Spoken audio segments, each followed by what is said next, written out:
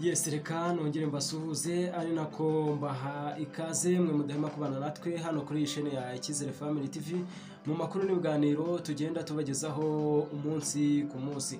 Inshuti zacu aho mugiye muherera mu mpande zigiye zitandukanye, mwese mbahaye ikaze kuri iyi chaîne ya Icyizere Family TV aho mugiye muherera mu mpande zigiye zitandukanye.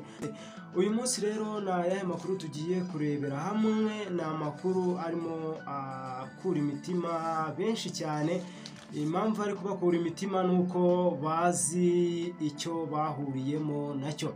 Umunyarwanda yaravuze ngo umuntu ntatinya ijoro ahubwo atinya icyo yahuriyemo naryo.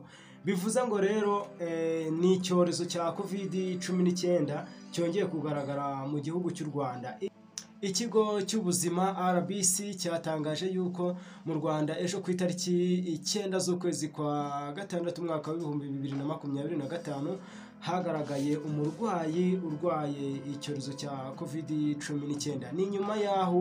Ni nyuma yaho mu bihugu bigiye bitandukanye hagiye hagaragara iyi ndwara ya COVID-19. Ni amakuru yasohotse ku itariki ejo ku itariki 9 z'ukwezi kwa gatandatu ku isaha y'isa 10:40. Iyi COVID-19 rero iri mu ndwara yazengereje isi, iyi COVID-19 rero iri mu ndwara yateye ihananuka ry'ubukungu ku isi mu bihugu bigiye bitandukanye. Ni indwara yaje kugaragara mu mwaka w'2020. Iyi ndwara rero ya COVID-19 impamvu abantu benshi bayitinya, niyo mpamvu nari mbabwiye ngo nawe utinya ijoro cyangwa igihuru ahubwo atinya icyo yahuriyemo nacyo. Bivuze ngo iyi ndwara COVID-19 yaba ari umwana, yaba ari umusore, umukecuru n'umusaza, umutoya n'umukuru, iyi ndwara nta muntu itateye ihahamuka, nta muntu itateje ikibazo. Bivuze ngo rero iyi ndwara umuntu cyumva ngo iyi ndwara yongeye kugaragara ku butaka bw'u Rwanda ahita yikanga avuga ngo ibyabaye arabizi, ese byakongera bikaba nk'uko byabaye mu mwaka w'2020 ubwo iki cyorezo cyaje kugaragara mu Bushinwa gikomereza no muri Leta Zunze Ubumwe za Amerika ndetse n'ibindi bihugu bigiye bitandukanye, kiza no kugaragara mu gihugu cy'u Rwanda aho ibihugu byinshi byagiye bishyira abaturage babo mu kato, ndetse n'igihugu cy'u Rwanda cyaje gushyira abaturage mu kato. Akato buri wese rero ugasanga uwo bapimye bamusangana iki cyorezo cya COVID-19 bikaba ngombwa ko bamujyana mu ivuriro, bagomba kumwitaho umuryango udahari. Icyo gikorwa ni igikorwa cyakorwaga n'abaganga bo bari barabyigiye kandi babifitiye n'ubushobozi bwo kugira ngo nabo birinde. Bivuze ngo rero iki cyorezo cya COVID-19 kuva cyongeye kugaragara mu Rwanda ni ikibazo gikomeye. Umunyarwanda wese icyo asabwa nuko aba agomba gufata ingamba zishoboka ziremereye kugira ngo yirinde, arinde n'abandi kugira ngo iki cyorezo kitongera gukora amabara nk'ayo cyakoze mu mwaka w'2020. Iki cyorezo rero cyadushyize mu kato, cyadushyize muri guma mu rugo, bakajya bongeraho iminsi, bakongeraho amezi, yewe guma mu karere nayo yajeho, na guma mu ntara yajeho, na guma mu rugo mu midugudu no mu masibo. Ibyo nabyo byabayeho ngira ngo murabyibuka. Niyo mpamvu rero tugomba kwikanga tuvuga ngo iki kinyebara cy'icyorezo ko kigarutse turabigenza dute. Icyo turi bukore rero ni ugufata ingamba zikomeye, kwirinda ingamba twakoreshaga n'ubundi muri 2020 tugakomeza tukazikoresha kugira ngo tugire amagara mazima. Bajya bavuga ngo kwirinda biruta kwivuza. Byaba bigoye rero ko wakwijajara, wamara kwijajara ugasanga birabaye cya cyorezo urakirwaye. Ikintu nababwira mugomba gukora ni iki: wirinde ko iki cyorezo wagiha umwanya, wirinde ko cyakugaragaraho.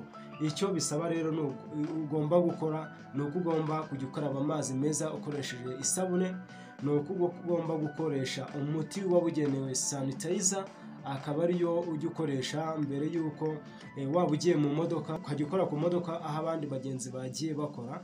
Uba ugomba kuba ufite wa muti wa sanitizer ugomba gukoresha wisukura ku ntoki. Bivuze ngo rero ingamba n'ubundi twakoreshaga muri 2020 izo nizo tugomba kongera gukoresha kugira ngo twirinde kandi turinde n'abandi.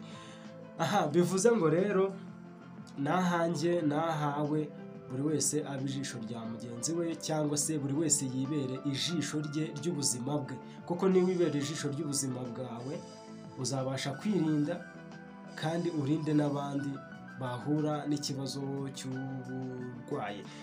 Banyarwanda, banyarwandakazi rero nta kindi bisaba ni ugukaraba amazi meza ukoresheje isabune, ukaba ufite wa muti wawe wabugenewe sanitizer, akaba ariyo ugomba gukoresha wirinda, ndetse ukirinda n'izindi ndwara zigenda zituruka ushobora kwandurira mu biganza.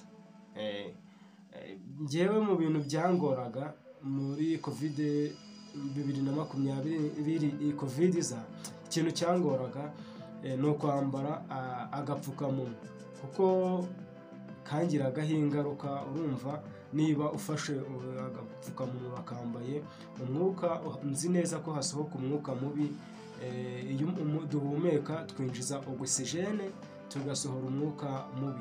Bivuze ngo rero niba wambaye agapfukamunwa urahumeka wa mwuka usohoye wongera uwusubizemo, gutyo gutyo gutyo. Njyewe iyo nabikoraga byangwaga nabi, bigatuma ndwara umutwe, bigatuma ndwara amaso, ndetse n'imitsi bikanumva ntago meze neza.